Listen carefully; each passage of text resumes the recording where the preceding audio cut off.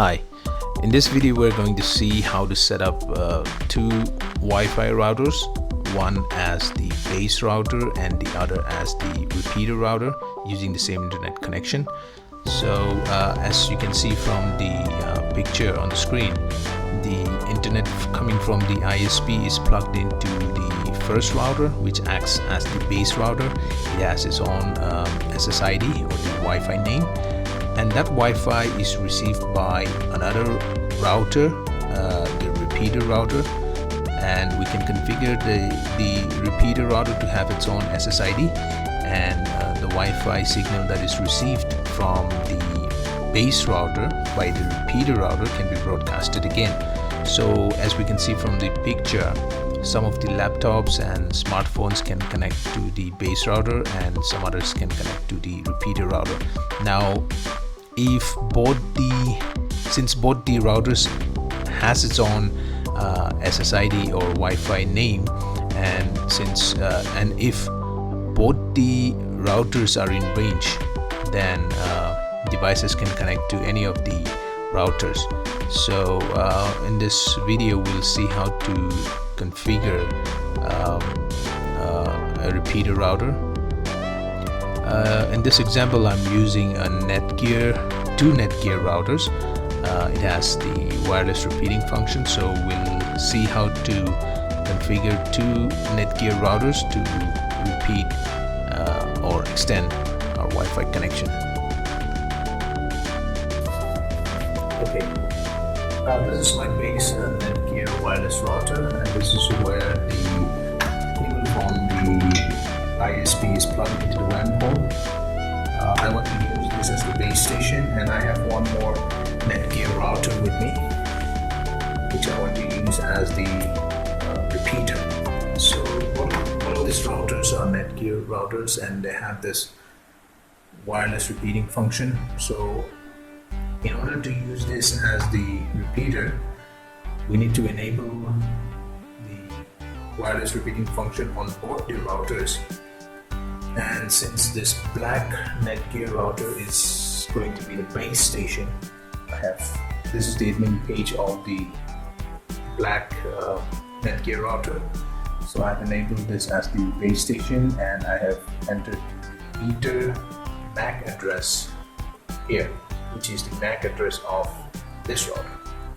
Now similarly, on the admin page of the white router, I've enabled the wireless repeating function and enabled this as the wireless repeater, and the repeater IP address will start from the repeater IP address is set as 100.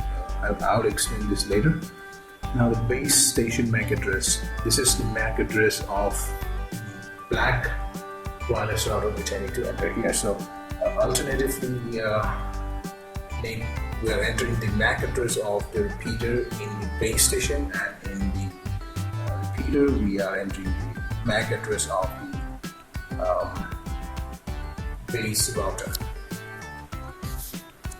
So in the admin page of the base router, we are entering the MAC address of the repeater, and in the admin page of the repeater, we are entering the MAC address of the base router.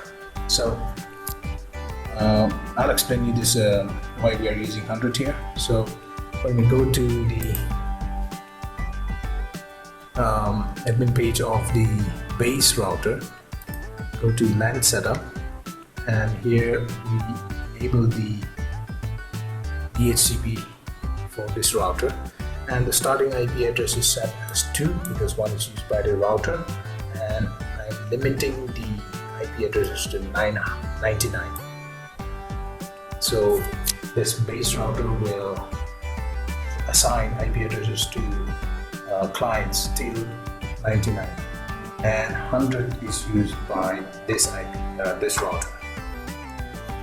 Another thing that you need to enable or check is, if you go to the wireless setup, we need to here the channel needs to be the same. So instead of keeping it in auto, which is the default, bring it to a certain channel number. I'm using 6 here. Similarly, on the repeater, the LAN setup. Here it says that I am logged in from some other PC.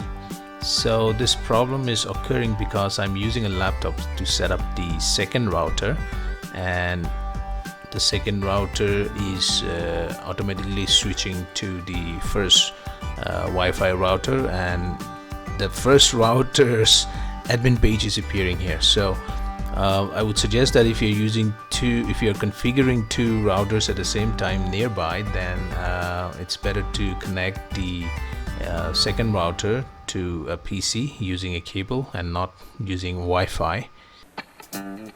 Okay, I'm sorry, I am at the base here, so that means I'm able to access the base admin page. So I'm going to disable Wi-Fi and plug this cable in.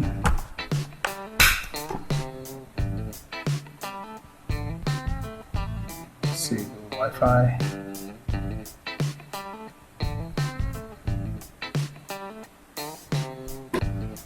And since we have already changed the IP address of the second router to 100, it will no longer be accessible for using the default router IP 192.168.1.1. You will have to use .100 here for the second router. Okay, so since I've already set the IP address of the repeater as 100, I need to access it as 100.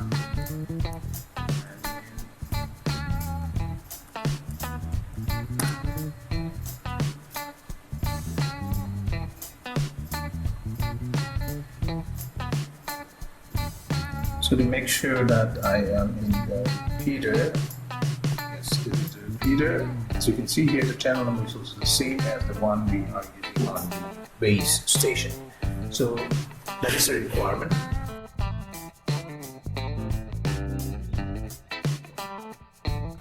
We need to enable wireless repeating function on the admin page.